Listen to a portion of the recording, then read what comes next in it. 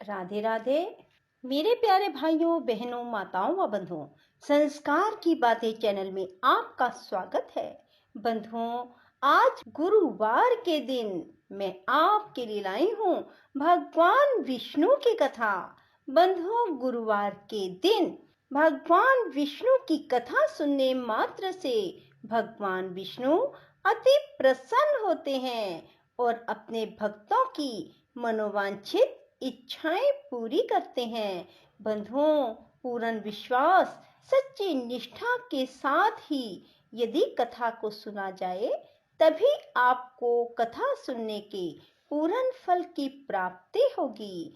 बंधुओं, यदि आपने हमारे चैनल को अब तक सब्सक्राइब नहीं किया तो जरूर करें और बेल आइकन दबाना ना भूलें ताकि आपको हमारी आने वाली सभी वीडियोस की जानकारी सबसे पहले हो सके। बंधुओं, वीडियो को पूरी सुनने के बाद कमेंट बॉक्स में जय विष्णु भगवान जरूर लिखें। बोलो विष्णु भगवान की जय हो। श्री भगवान बोले, कुंती नंदन, प्राचीन समय की बात है। सतयुग में मुर नामक दानव रहता था। वह बड़ा ही अद्भुत, अत्यंत रौद्र, संपूर्ण देवताओं के लिए भयंकर था। उस काल रूपधारी दुरात्मा महासुर ने इंद्र को भी जीत लिया था। संपूर्ण देवता उससे परास्त होकर स्वर्ग से निकाले जा चुके थे और शंकित तथा भयभीत होकर पृथ्वी पर विचरा करते थे।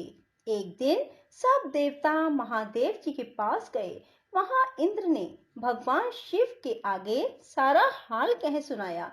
इंद्र बोले, महेश्वर, ये देवता स्वर्ग लोक से भ्रष्ट होकर पृथ्वी पर विचर रहे हैं। मनुष्यों में रहकर इनकी शोभा नहीं होती। देव, कोई उपाय बताइए। देवता किसका सहारा ले?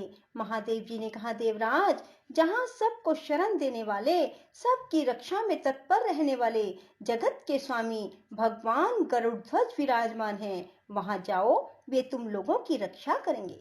भगवान श्री कृष्ण कहते हैं, युधिष्ठिर, महादेव जी की बात सुनकर परम बुद्धिमान देवराज इंद्र संपूर्ण देवताओं के साथ वहां गए।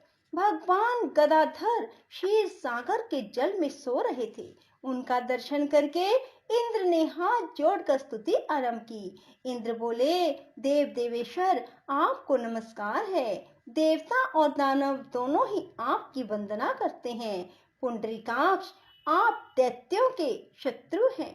मधुसूदन, हम लोगों की रक्षा कीजिए। जगन्नाथ, संपूर्ण देवता मोर नामक दानव से भयभीत होकर आपकी शरण में आए हैं। भक्तवत्सल, हमें बचाइए। देव देवेश्वर, हमें बचाइए। जनार्दन, हमारी रक्षा कीजिए, रक्षा कीजिए। दानवों का विनाश करने वाले कमल नयन, हमारी रक्षा कीजिए। प्रभो, हम सब लोग आपके समीप आए हैं, आपकी ही शरण में आ पड़े हैं। भगवान, शरण में आए हुए देवताओं की सहायता कीजिए। देव, आप ही पिता, आप ही मति, आप ही कर्ता, आप ही कारण हैं। आप ही सब लोगों की माता और आप ही इस जगत के पिता हैं। भगवान, देव देवेश्वर, शरणागत वत्सल देवता भयभीत होकर आपकी शरण में आए हैं। प्रभो, अत्यंत उग्र स्वभाव वाले महाबली मुर नामक दैत्य ने संपूर्ण देवताओं को जीतकर इन्हें स्वर्ग से निकाल दिया है। इंद्र की बात सुनकर भगवान विष्णु बोले, देवराज, वह दानव कैसा है? उसका रूप और बल कैसा है? उस दुष्ट के रहने का स्थान कहाँ है? इंद्र बोले, देवेश्वर, पूर्व काल में ब्रह्मा जी के वंश में तालझंग नामक एक महान असुर उत्पन्न हुआ था, जो अत्यंत भयंकर था। उसका पुत्र मुर दानव के नाम से विख्यात हुआ। वह भी अत्यंत उत्कट, महापराक्रमी और देवताओं के लिए भयंकर है। चंद्रावती नाम से प्रसिद्ध एक नगरी है, उसी में स्थान बनाकर वह निवास करता है। उस दैत्य ने समस्त देवताओं को परास्त करके स्वर्ग लोक से बाहर कर दिया। उसने एक दूसरे ही इंद्र को स्वर्ग के सिंहासन पर बिठाया। अग्नि, चंद्रमा, सूर्य, वायु, वरुण भी उसने दूसरे ही बनाए। जनार्दन, मैं सच्ची बात बता रहा हूँ, उसने सब कोई दूसरे ही कर लिए। देवताओं को तो उसने प्रत्येक स्थान से वंचित कर दिया। इंद्र का कथन सुनकर भगवान जनार्दन को बड़ा क्रोध हुआ। वे देवताओं को साथ लेकर चंद्रावतीपुरी में गए। देवताओं ने देखा दैत्यराज बारंबार गर्जना कर रहा है। उससे त्रास्त होकर संपूर्ण देवता दसों दिशाओं में भाग गए। अब वह दानव भगवान विष्णु को देखकर बोला, खड़ा रह, खड़ा रह। उसकी ललकार सुनकर भगवान के नेत्र क्रोध से लाल हो गए। बोले, अरे दुराचारी दानव, मेरे इन भुजाओं को देख। यह कहकर श्री विष्णु ने अपने दिव्य बाणों से सामने आए हुए दुष्ट दानवों को मारना आरंभ किया। दानव भय से विह्वल हो उठे। पांडुनंदन तत्पश्चात श्री विष्णु ने दैत्य सेना पर चक्र का प्रहार किया। उससे छिन्न भिन्न होकर सैकड़ों योद्धा मौत के मुख में चले गए।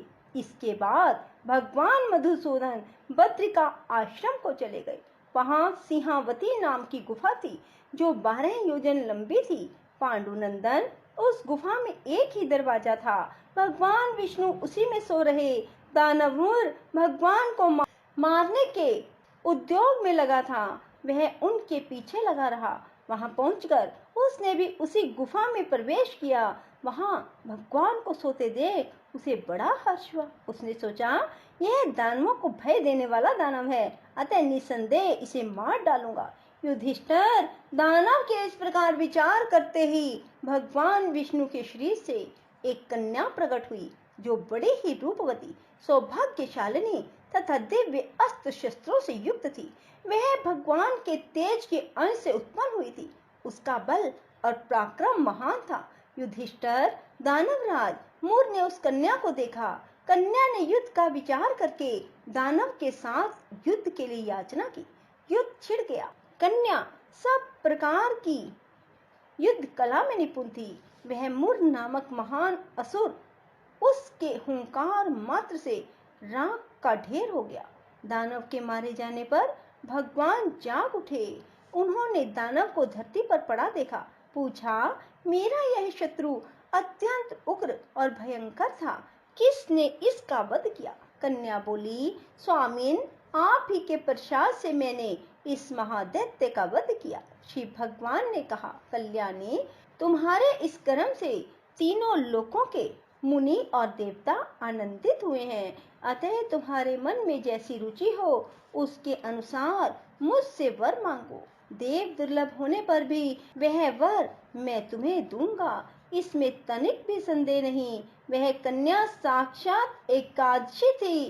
उसने कहा, प्रभो, यदि आप प्रसन्न हैं तो मैं आपकी कृपा से सब तीर्थों में प्रधान, समस्त विघ्नों का नाश करने वाली, सब प्रकार की सिद्धि देने वाली हूँ। जनार्दन, जो लोग आप में भक्ति रखते हुए मेरे दिन को उपवास करेंगे उन्हें सब प्रकार की सिद्धि प्राप्त हो। माधव, जो लोग उपवास, नक्त अथवा एक भुक्त करके मेरे व्रत का पालन करें उन्हें आप धन, धर्म और मोक्ष प्रदान कीजिए। श्री विष्णु बोले, कल्याणी, तुम जो कुछ कहती हो वह सब पूर्ण होगा। भगवान श्री कहते हैं, युधिष्ठिर, ऐसा वर पाकर महाव्रता एकादशी प्रसन्न हुई। दोनों पक्षों की एकादशी समान रूप से कल्याण करने वाली है। इसमें शुक्ल और कृष्ण का भेद नहीं करना चाहिए। यदि उदय काल में थोड़ी सी एकादशी, मध्य में पूरी द्वादशी और अंत में किंचित त्रयोदशी हो तो वह त्रिस्पर्शा एकादशी कहलाती है। वह भगवान को बहुत ही प्रिय है।